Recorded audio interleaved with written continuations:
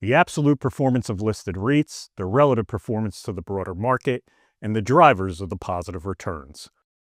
Welcome to the Real Estate Reel from Cohen & Steers. This month, we are diving into the performance of listed REITs over the first 2 months of 2025. First, listed REITs have returned more than 5% year-to-date as of the end of February. While this may seem relatively muted at first glance, it's the 8th best start to a year since 1995, as shown in this chart. It hasn't been smooth sailing, though. The sector was down nearly 4% over the first 10 days of the year as real rates rose, but REITs have rallied nearly 10% since that time through the end of February. 13 out of 18 subsectors are positive on the year, led by industrial, which has risen 14.7%, and healthcare that's returned 14%.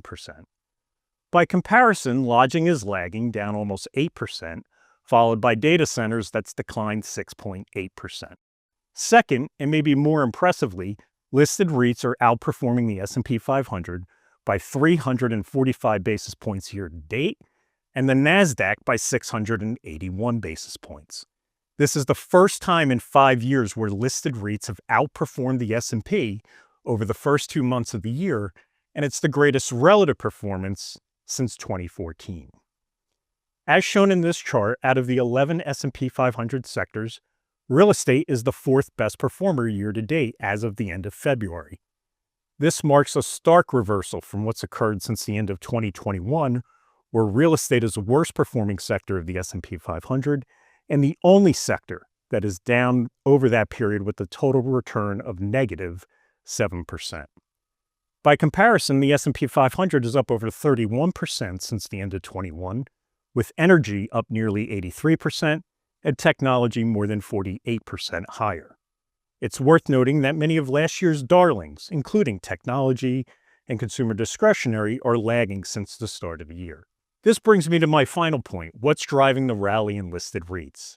The easy answer is real rates have declined almost 33 basis points since the end of last year and are almost 41 basis points lower since January 10th. However, we think there are 2 additional explanations. First, the market has become more focused on growth than inflation. This is driving interest rates lower and increasing demand for defensive sectors like real estate, staples, healthcare, and utilities.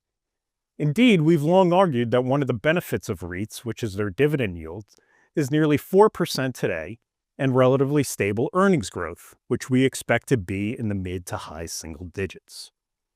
Second, since last cutting rates in September 2024, the Fed has remained on hold. This is important because an analysis of historical periods where the Fed holds after cutting interest rates shows listed REITs produce strong returns as shown in this chart. Consider that the next 12-month returns following a Fed hold have averaged a return of 19%, ranging from -7 to +39. There's only one period, November of 98 to May of 99, that generated negative next 12-month returns of -7%. However, during that 7-month period when the Fed held rates, listed REITs still produced positive returns of 5.3. It wasn't until the Fed started raising rates in June of 99 that returns turned negative.